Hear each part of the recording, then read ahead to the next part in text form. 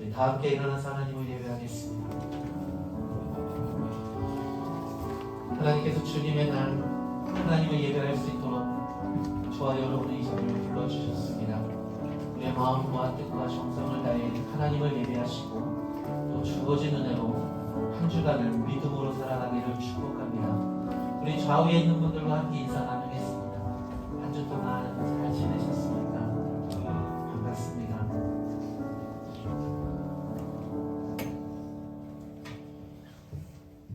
여기 우리를 예배로 초청하시는 하나님의 말씀이 있습니다. 시편 95편 6절과 7절 말씀 우리 함께 봉독하며 예배로 나아갑니다. 오라 우리가 굽혀 경배하며 우리를 지으신 여호와 앞에 무릎을 꿇자. 그는 우리의 하나님이시요 우리는 그가 기르시는 백성이며 그가 돌보시는 양이로다. 아멘.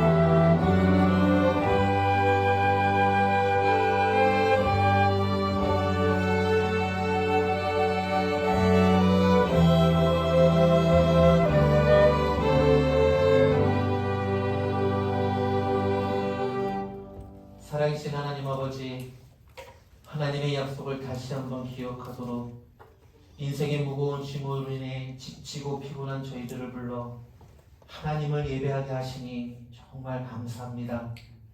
하나님을 예배하는 자는 영과 진리로 예배하라 말씀하셨사오니 예배를 평가하는 자리에서 내려와 영이신 하나님을 참되게 예배할 수 있도록 저희들의 생각과 마음을 변화시켜 주시고 감사로 제사하는 자가 하나님을 영원롭게 한다 말씀하셨사오니 불평과 원망을 그치고 감사의 고백과 찬양이 가득한 예배를 드리게 하여 주옵소서. 예수님의 이름으로 기원하옵나이다. 아멘. 나는 전능하신 아버지 하나님 천지의 창조주를 믿습니다.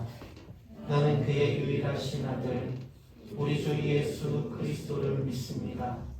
그는 성령으로 잉태되어 동정녀 마리아에게서 나시고 본디오 빌라도에게 고난을 받아 십자가에 못 박혀 죽으시고 장사된 지 사흘 만에 죽은 자 가운데서 다시 살아나셨으며 하늘에 오르시어 전능하신 아버지 하나님 우편에 앉아 계시다가 거기로부터 살아있는 자와 죽은 자를 심판하러 오십니다. 나는 성령을 믿으며 거룩한 공교회와 성도의 교제와 죄를 용서받는 것과 몸의 부활과 영생을 믿습니다. 아멘.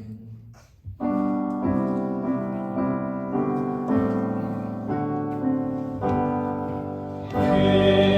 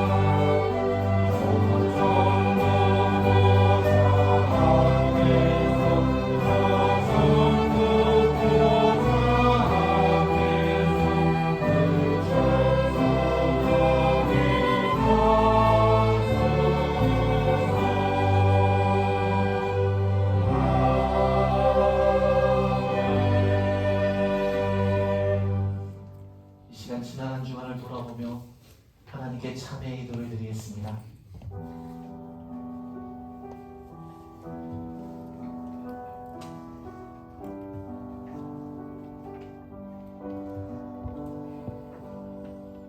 저희들을 사랑하신 하나님 아버지, 이 시간 한 주간 살아온 삶을 돌아보며 용서의 하나님께 참회의 기도를 드립니다.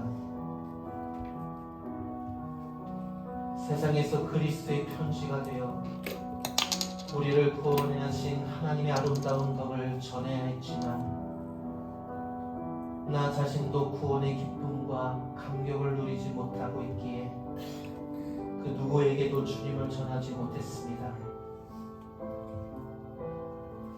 세상에서 그리스도의 향기가 되어 세상을 치유해야 했는데 나 자신의 문제도 해결하지 못하고 있다는 자괴감 때문에 힘들어하고 있는 이들의 손을 붙잡아주지 못했습니다. 세상에서 그리스도의 빛으로 세상을 밝혀야 했는데 이제는 어두움이 너무 익숙한 나머지 세상이 어두운지 모르고 살아가고 있습니다. 한 줌의 소금이 되어 세상에 녹아들어야 했지만 맛을 잃어버린 소금이 되어가고 있고 썩어져가는 한 알의 밀이 되어 생명을 살리는 사명을 감당해야 했지만 내 인생의 짐이 너무 무겁다고 생각하니 모두가 다 귀찮고 피곤할 뿐입니다. 하나님, 삶에 지쳐가는 저희들에게 새 힘을 불어넣어 주옵소서. 이제는 세상의 빛과 소금으로 그리스도의 향기와 편지로 세상이 따뜻하고 아름답게 변화되어가는 작은 시작이 되게 하여 주옵소서. 예수님의 이름으로 참회의 기도를 드리며 이 시간 하나님과 나만이 하는 죄를 잠잠히 더 고백드립니다.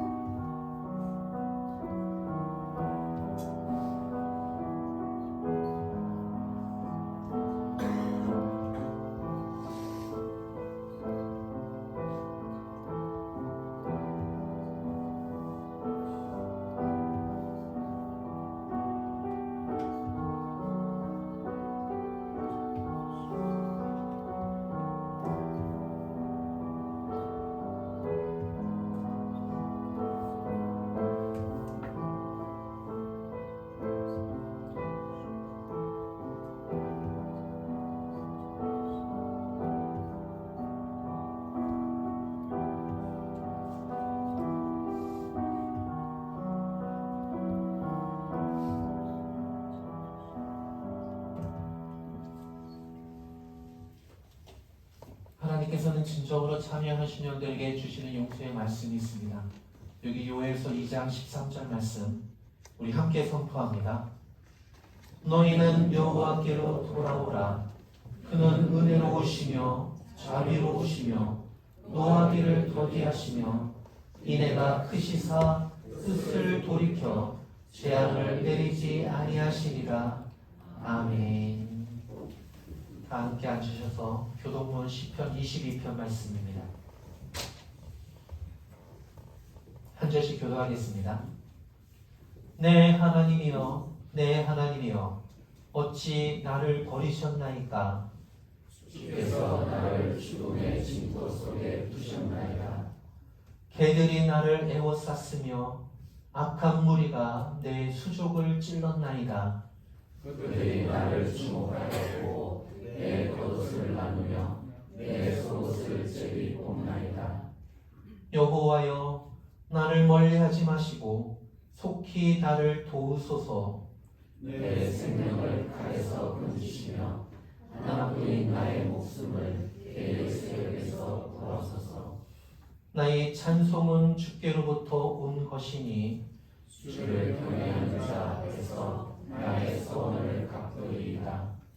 겸손한 자는 먹고 배부를 것이며 여호와를 찾는 자는 그를 찬송할 것이라. 땅의 모든 끝이 여호와를 기억하고 돌아오며 모든 나라의 모든 족속이 주님 앞에 예배하니 나라는 여호와의 것이요 여호와는 모든 나라를 다스리는 분이시로다. 아멘. 찬송가 144장 찬양하겠습니다.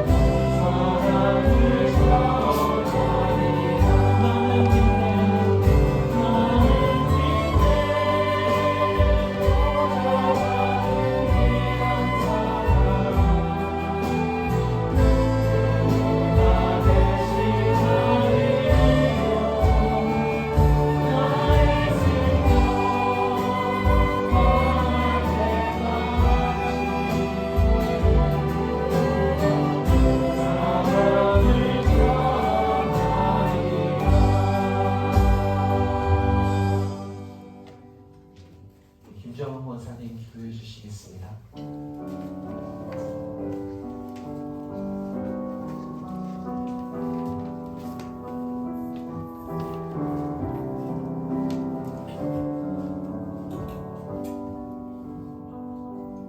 다 같이 기도드리겠습니다. 우리의 삶을 늘 주관하시고 인도하시는 주님 앞에 서기에는 부족한 저희지만 늘 십자가의 은혜로 붙들어 주시니 감사합니다. 지난 한 주간의 삶도 슬기롭지 못하고 교만함으로 지냈던 시간들을 고백하오니 용서하여 주시옵소서. 짧은 봄날을 지나 여름의 문턱에서 호국의 달을 맞이하게 하시고 이 땅을 지키기 위해 순국하신 선열들의 희생에 감사와 지금 우리가 누리는 자유와 행복은 공짜로 생겨난 것이 아님을 춤으로 기억하는 한 날이 되게 하여 주시옵소서. 이 세상을 창조하신 하느님, 6월은 호국의 달이기도 하나 환경의 날로 지정될 만큼 자연과 생명체들이 고통을 겪고 있습니다. 하나님이 주신 아름다운 자연을 가꾸고 보존하는 일에 마음을 쓰고 작은 일부터 실천하여 후손들이 살아가야 할 이 땅이 더 이상 돌이킬 수 없는 지경에 이르지 않도록 인도해 주시길 원합니다. 나보다 더 나를 위해 기도하시는 주님, 삶의 한복판에서 힘에 겨워 싸우다 어느덧 남들과는 다른 삶의 모퉁이로 밀려난 듯 지칠 때가 있을 때 주께서 날마다 함께 하심을 믿기에 오늘도 용기를 내어 기도의 손을 모읍니다. 우리가 사는 모든 것이 우리의 능력이 아닌 우리를 구원해 주시고 인도해 주시는 주님의 사랑 때문임을 고백하게 하시고 저희 각자가 예수님을 믿기로 작정한 동기나 그 시기는 다 다를지라도 한 분이신 하나님을 서로의 모습 속에 발견할 수 있기를 원합니다. 세상 사람들이 어렵고 힘들다고 말할 때 우리에게는 하늘 문을 열어가는 가정들 되게 하시고 몸과 마음의 병으로 고통당하고 경제 문제로 어렵고 자녀 문제로 마음을 쓰며 직장 문제로 어려움 있는 가정마다 주님 앞에 다 내려놓고 간절히 간구하여 응답받는 저희가 되게 하여 주시옵소서. 범사에 감사하는 저희들 되게 하시고 고난이 찾아올 때면 주님이 가셨던 그 발자취를 따라 함께 동행할 수 있는 저희 심령 가운데도 채워 주시옵소서. 우리 자녀들, 가족들 사랑하게 하시고 가정을 소중히 여기는 자녀 되게 하옵소서. 사춘기 시절에 겪게 되는 혼란스러운 모든 것들을 믿음으로 극복하게 하시고 시험을 준비하고 공부하는 가운데 지치지 않도록 도와주옵소서. 믿음과 공부의 균형을 잘 지켜나가는 자녀가 되게 하옵소서. 어떤 일을 가장 먼저 해야 할지 알게 하시고 어떻게 살아야 하는가를 깨닫고 목표를 세울 수 있도록 지혜를 주옵소서. 오늘도 말씀으로 세우신 목사님을 영육으로 강건케 하시옵고 주님의 말씀 전하실 때 은혜와 축복의 시간이 되게 지혜와 능력을 더하여 주시옵소서. 한 주 동안도 세상 가운데 삶을 살아갈 때에 흔들리지 않고 주님의 십자가만을 바라보며 달려갈 수 있는 귀한 시간 되게 하여 주시옵소서. 주님 앞에 작지만 감사함으로 드리는 예물을 기뻐 받아 주시옵고 사용되는 곳마다 하나님의 크신 영광이 나타나길 소망합니다. 사랑이 많으신 예수 그리스도의 이름으로 기도드립니다. 아멘.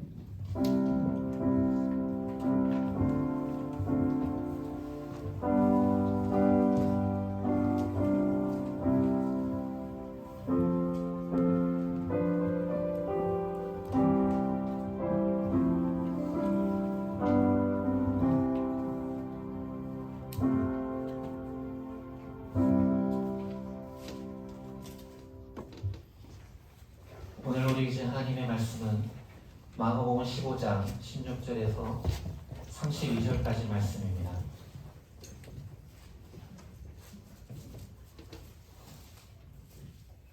마가복음 15장 16절에서 32절까지 말씀. 저와 우리 한 절씩 교독해서 공독하겠습니다.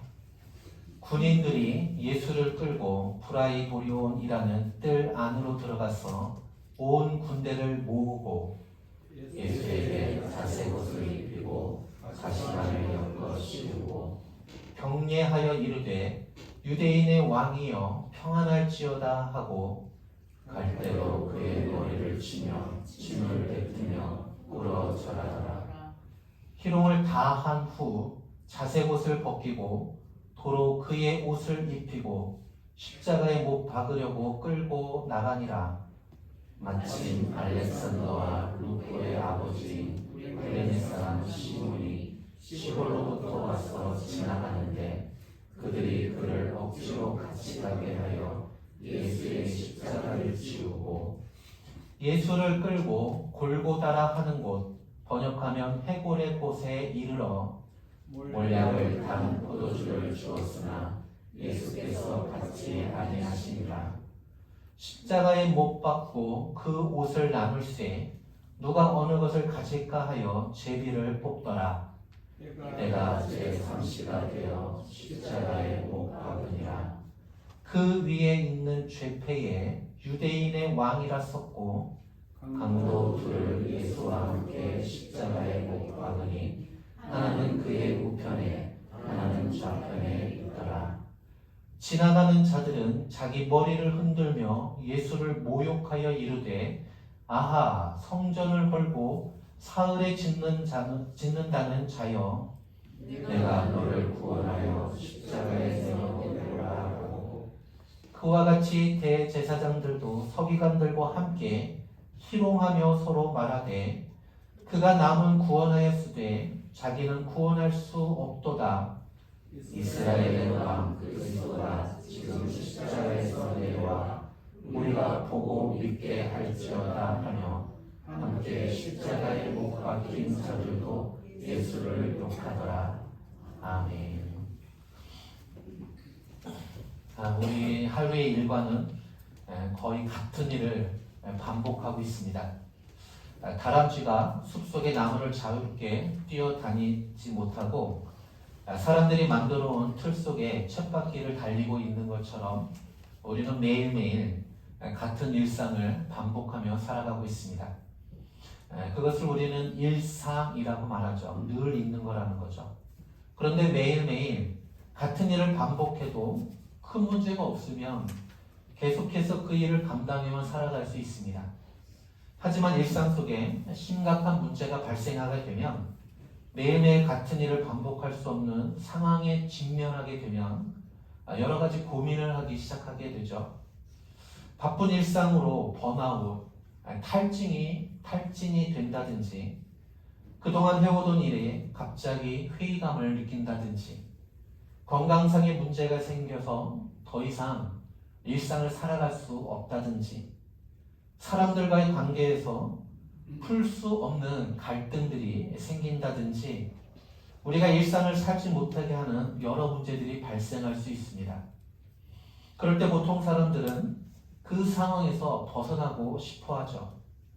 다람쥐 쳇바퀴에서 뛰쳐나와 넓은 숲과 나무를 뛰어다니고 싶은 욕망이 생기게 됩니다.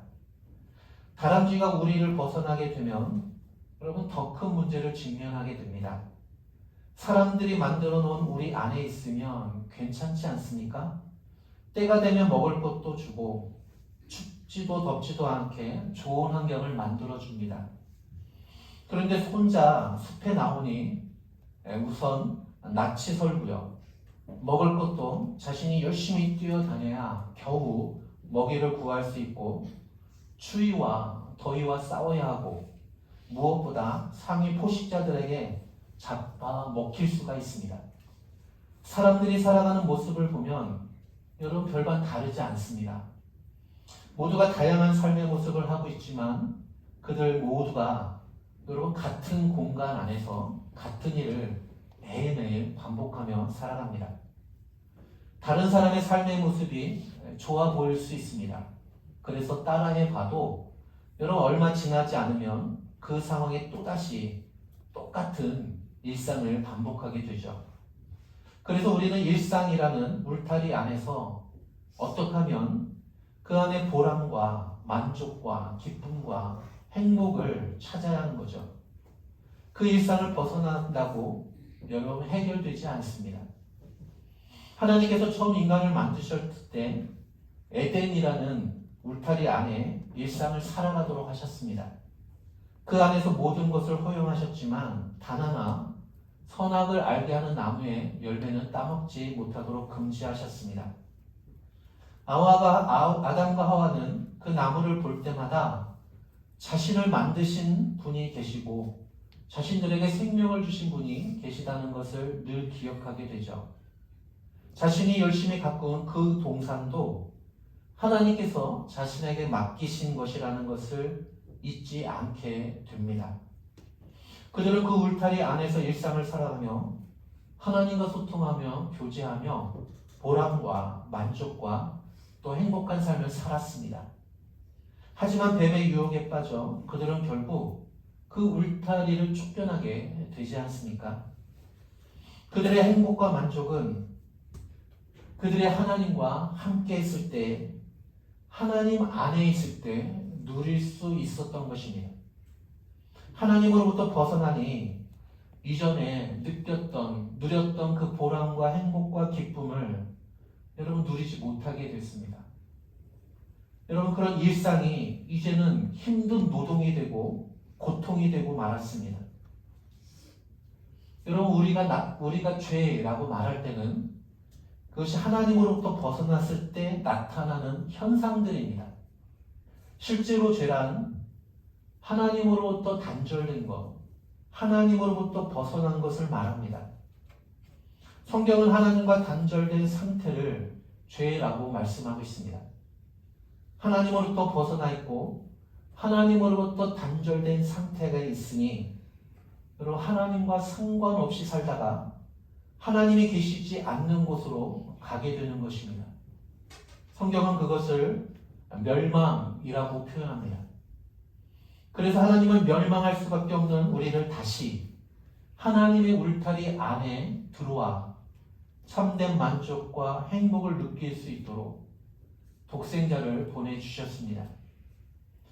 모든 사람이 다 죄를 범하여 하나님의 영광에 이르지 못하였지만 예수님께서 다시 하나님의 영광에 이르도록 해주셨습니다. 그것을 영생이라고 하죠. 오늘 본문부터 예수님께서 십자가를 지시고 죽임을 당하시는데 그 참혹한 예수님의 죽음은 우리를 다시금 하나님의 영광에 이르도록 하나님의 계신 곳에 이르도록 또 하나님 안에서 누리는 기쁨과 만족과 행복을 얻도록 해주시는 하나님의 방법이셨죠. 대제사장들과 서기관들이 밤새 종교재판을 열어 예수님을 사형에 선언하였습니다.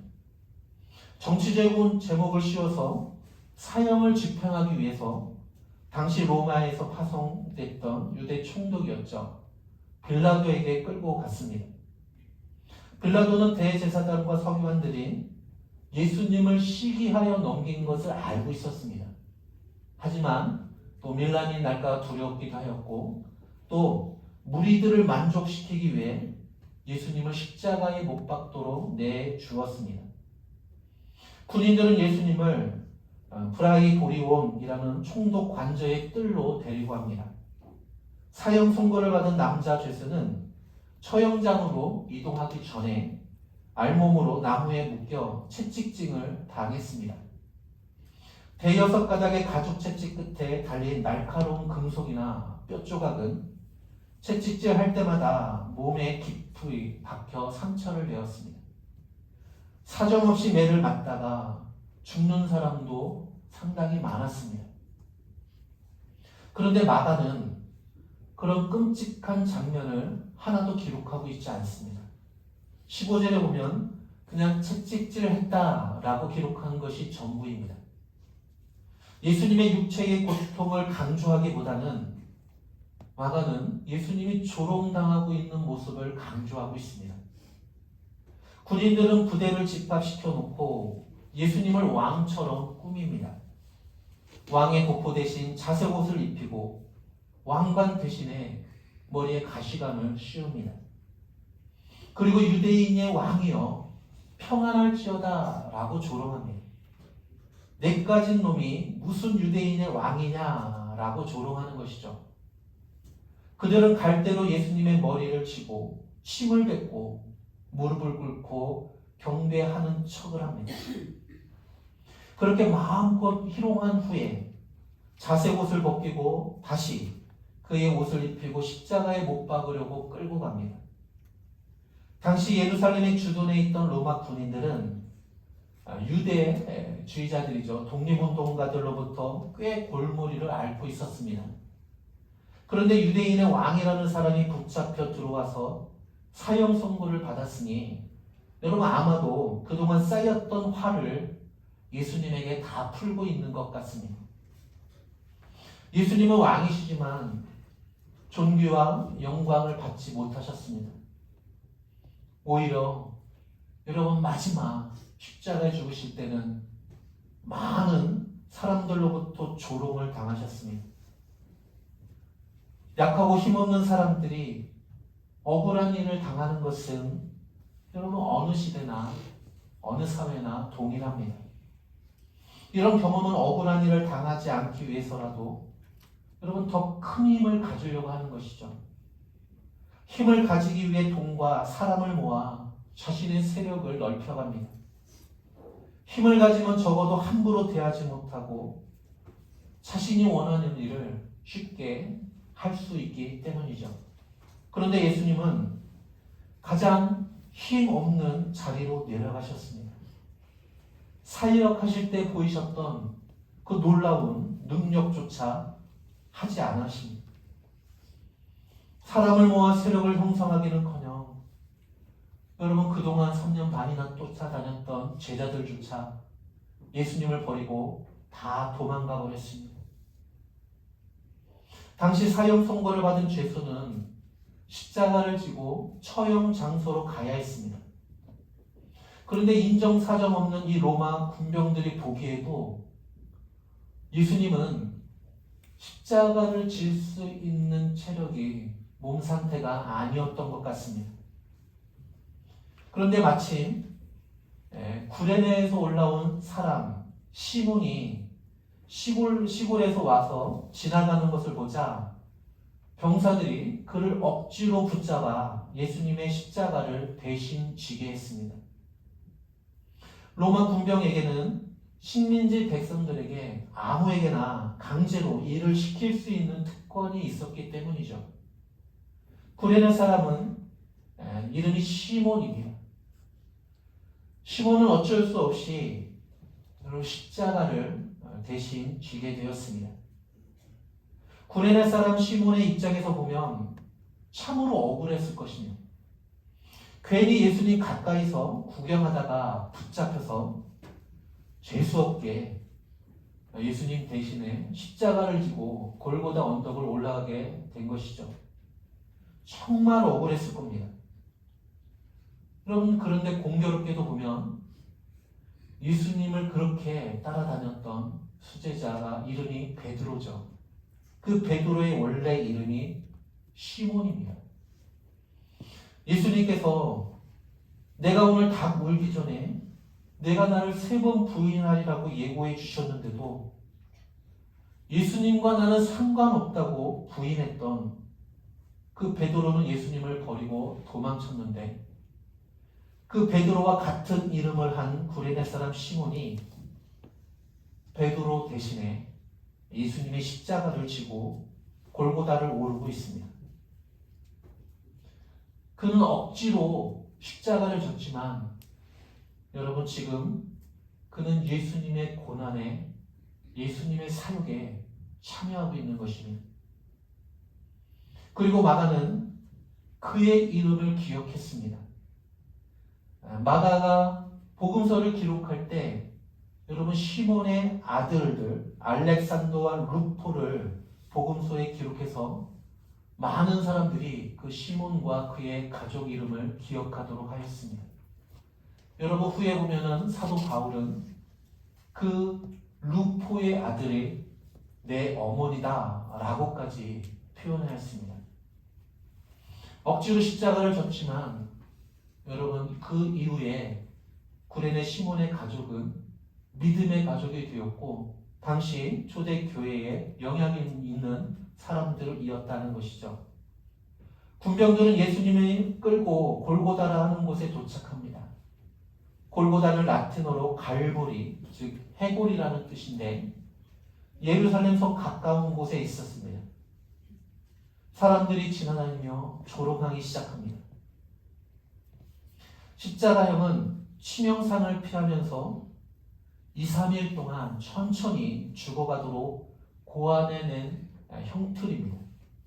그런데 마가는 그 끔찍한 장면을 전혀 묘사하고 있지 않습니다. 몰약을 탄 포도주를 주었으나 예수님 받지 아니하셨다는 사실만 기록하고 있습니다.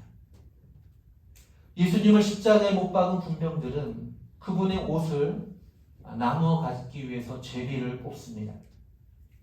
이는 시편 22편에 내 겉옷을 나누며 속옷을 제비 뽑나이다 라는 그 예언이 성취되고 있는 것이죠. 그들은 단지 죄수의 옷을 차지하려고 신랑이를 버리고 있고 제비를 뽑고 있지만 그들도 성경 말씀에 응하는 데에 한 부분이 되고 있다는 것을 모르고 있었습니다.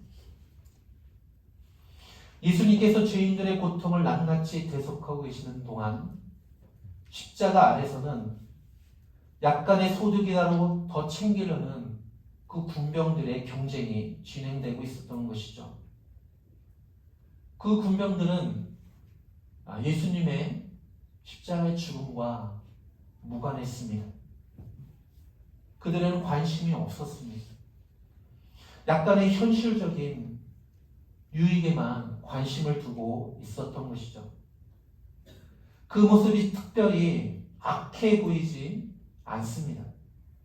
대부분의 사람들처럼 그들은 예수님에 대해서 무관심한 채 자신의 이익을 위해 살아가는 사람일 뿐이었습니다. 예수님은 제3시에 유대 시각으로 오전 9시에 못 박히십니다. 십자가 위의 죄패에는 유대인의 왕이라는 조롱 섞인 명패가 붙었고요. 예수님의 좌우편에는 각각 여러분 강도들이 똑같이 십자가에 달렸습니다. 멀리서 보면 마치 예수님이 그 강도의 두목과 같아 보입니다. 여러분 아마 그 자리는 살인자였던 바라바의 자리였을 겁니다. 지나가던 자들은 머리를 흔들며 예수님을 모욕합니다. 아무도 예수님을 동정해 주지 않습니다. 그 중에는 어쩌면 예수님께 여러분 치유를 받았던 38년 된 병자도 있었을 겁니다. 자신의 죽었던 외아들을 예수님께서 살려줬던 그 여인도 있었을 겁니다. 혈류증을 앓던 여인도, 중풍병으로 쓰러져서 고침받았던 그 사람도 거기 있었을 겁니다. 가늠하다가 현장에서 죽을 위기에서 구원받은 여인도 있었을 겁니다. 나병에서 고침받은 사람도 있었을 것이고요. 여러분 오병이의 기적으로 배불리 먹었던 사람들이 거기에 많이 있었을 겁니다. 그러나 아무도 예수님을 지지해 주거나 변호해 주는 사람이 없었습니다. 십자가에서 고통당하는 예수님을 보고 대신에 조롱하고 멸시합니다. 하하, 꼴 좋다. 성전을 헐고 사흘 만에 다시 지을 수 있다고 큰 소리 치더니만 그런 이적을 보일 수 있거든. 한번 십자가에 내려와서 내 목숨이나 구원해봐라. 여러분 사람들의 조롱에 이어 대제사장과 서기관들도 예수님을 조롱합니다. 다른 사람들은 구원하면서 자신은 구원하지 못하나 보다. 이봐, 이스라엘 왕, 네가 그리스도냐? 그러면 십자가에서 내려와라. 그러면 우리가 믿어볼 마음 생각을 좀 해보겠다라고 빈정거립니다.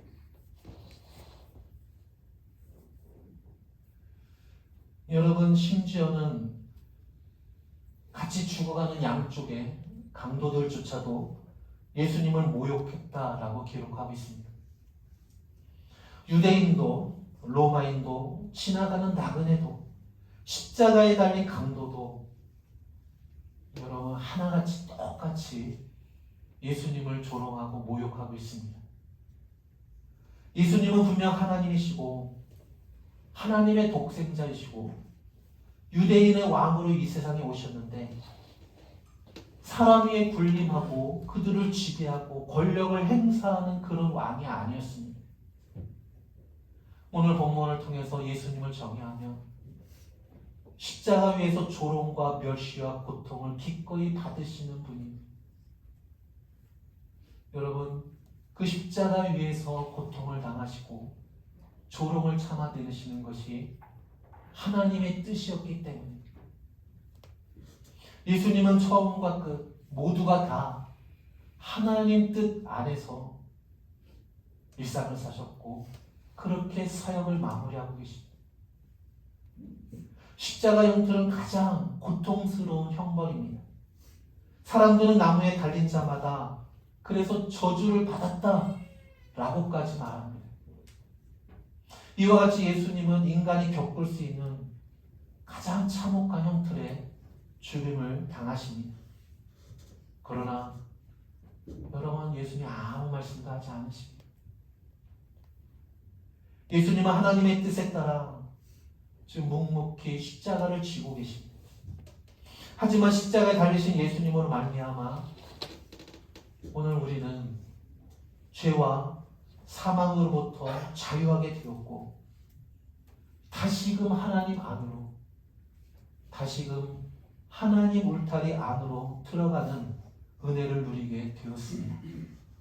그러게 십자가를 지는 것은 결코 부끄러운 것이 아니에요. 영광스러운 것임을 우리는 잊지 않아야 합니다. 지나가는 사람들이 예수님을 모욕했습니다. 십자가에 달리신 예수님을 모욕했습니다. 대부분은 여러분 그런 고통을 당하고 형벌을 받고 있는 사람이라 할지라도 여러분 안쓰러워하는 것이 일반적입니다. 그런데 여러분 종교 지도자들이나 유대인들이나 나그네나 강도들까지 하나같이 예수님을 조롱하고 있습니다. 예수님을 조롱하는 무리들은 달랐지만 그들의 조롱은 어찌 보면 하나입니다. 십자가에서 내려오라는 겁니다. 너가 정말 메시아라면 십자가에서 내려와서 내가 메시아임을 증명하라는 것입니다. 그들의 눈에는 십자가에 달리신 예수님이 무능력해 보였을 겁니다. 그들의 요청은 예수님의 십자가에 죽지 못하게 하려는 사탄의 유혹일 수 있습니다. 하나님께는 천사들을 보내어 얼마든지 예수님을 구원할 수도 있었습니다. 천사를 보내지 않아도 여러분 예수님의 능력만으로도 얼마든지 여러분 십자가에서 내려올 수 있습니다. 하지만 예수님은 십자가에서 내려오지 않습니다. 예수님이 바로 그 십자가를 지시기 위해 이 땅에 오셨기 때문이죠. 예수님은 잃어버린 자를 찾아 구원하시기 위해 이 땅에 오셨고 인류의 죄를 대속하시기 위해 십자가에 죽으셔야만 했습니다. 그래서 그들의 조롱과 비웃음에도 불구하고 십자가에서 내려오지 않으신 것입니다. 여러분 예수님의 메시아 되심은 십자가에서 내려오심으로 입증하는 것이 아니라 십자가의 죽으심으로 입증되는 것입니다. 자기를 부인하지 않고서 하나님의 뜻을 순종할 수 없고 자신을 버리지 않고 사명을 감당할 수 없기에 예수님은 십자가 위에서 자신의 메시아 되심을 증명해 보이고 있습니다. 오늘 우리가 하나님 나라의 백성이라는 것을 뭘로 증명하며 살아갈 수 있을까요? 우리가 예수님의 제자가 되는 것은 여러분 열심히 교회에 다니는 것만으로 하나님을 찬양하고 기도하는 것만으로 여러분 증명하기가 쉽지 않습니다. 왜냐하면 그렇게 비슷하게 여러분 교회도 나가고 하나님의 말씀을 듣고 찬양도 하고 기도하는 이단들이 너무 많기 때문입니다. 우리는 이단을 향해 여러분 비난하기도 하고 그들에게 구원이 없다고 말하기도 합니다. 여러분 그렇다면 정말 교회에 나가고 찬양하고 기도하고 예배하는 것으로 우리가 하나님 나라의 백성임을 증명할 수 없다면 여러분 무엇으로 증명해 보이며 살아갈 수 있을까요? 그것은 우리가 예수님의 말씀을 통해서 알 수 있는 것이죠. 자기를 부인하고 자기 십자가를 지고 주님을 따라야 한다는 것이죠. 예수님께서 지쳐 쓰러져 십자가를 질 수 없게 되자 여러분 군인들은 구레네 시몬을 대신 십자가를 지게 했습니다. 그는 분명 예수님을 믿지 않았을 겁니다. 그런데 후에 기록들을 보면 이 구레네 시몬이 여기저기 등장하고 있습니다. 믿음의 반열에 세워져 있고요. 그의 자녀들이 교회 안에서 중요한 역할들을 하는 것이 기록에 남아 있습니다. 여러분 예수님을 넘겨준 대제사장들도 예수님을 십자가에 죽도록 내보낸 빌라도도 예수님께 왕복을 입히고 희롱을 하며 재미를 느꼈던 군인들도 예수님이 십자가에 달리실 때 안쓰러워하기는커녕 조롱 섞인 말을 내뱉었던 사람들도 여러분 그저 안타까운 인생들일 뿐입니다. 여러분 그들에 비하면 여러분 구레네 시몬은 억지로 십자가를 졌지만 그 억지로 진 십자가가 여러분 하나님의 큰 은혜였다는 것을 우리는 알 수 있습니다. 여러분 그들에 비하면 2000년 지난 오늘 우리가 예수님을 믿게 되고 여러분 이렇게 말씀을 읽게 되고 예배 드리게 되는 것은 얼마나 복된 사람들일까요? 예수님은 인류를 죄에서 구원하시기 위해 이 땅에 오셨고 하나님의 뜻을 이루기 위해 십자가에 달려 죽으셨습니다. 예수님의 십자가를 통해 우리는 다시금 하나님의 울타리 안으로 하나님의 품 안으로 돌아오게 되었습니다. 우리는 하나님으로부터 벗어나 인생의 기쁨과 만족과 행복을 찾을 수 없습니다. 하나님 안에서 살아가는 것이 진정한 행복이고 기쁨입니다. 하나님과 함께 살아가는 것, 여러분 하나님과 교제하며 소통하며 살아갈 때 우리는 참된 만족과 행복과 기쁨을 누릴 수 있는 것이죠. 하나님 안에서 하나님과 함께 우리의 주어진 일상을 믿음으로 성실히 살아갈 때 하나님이 부르시고 여러분 그때 우리는 하나님의 계신 곳으로 가게 될 것입니다. 그것을 성경은 구원 또는 영생이라고 표현합니다. 로마서에서는 그것을 하나님의 영광에 이르게 되었다라고 말씀하고 있습니다. 여러분 진정한 구원은 단지 교회 나오는 것만이 아닙니다. 말씀을 통해 여러분 우리의 삶의 가치관이 변하고 여러분 그냥 고통과 힘든 일상이 여러분 기쁨이 되고 하나님이 주신 사명이 될 때 우리는 하나님과 함께 살아가는 것이고 또한 그렇게 하나님과 함께 살아가는 곳이 여러분 후에 하나님의 계신 곳으로 인도함을 받는 것입니다. 여러분 하나님 나라 가서 행복하기 위해 지금 고통스럽게 살아가십니까? 여러분 그것은 결코 하나님이 원하시는 것이 아닙니다. 이 땅에서 천국을 경험하지 못하고 살아가는데 여러분 하나님 나라에 들어갈 것이다 라고 생각하는 것 자체가 잘못된 것입니다. 하나님이 오늘 우리에게 일상을 허락하신 것, 우리에게 가정을 허락하시고 여러분 우리에게 일할 수 있는 직장을 허락하신 것은 그것을 통해 하나님을 드러내기 위한 것입니다. 그것이 저와 여러분의 사명입니다. 우리의 삶이 얼마 되던 여러분 그 일상을 하나님과 살아서 우리의 일상이 하나님이 보낸 사명이 되기를 축복합니다. 기도하겠습니다. 하나님 아버지, 우리를 구원하기 위해 십자가의 고난과 조롱과 수욕을 다 참으신 그 주님의 인내를 찬양합니다.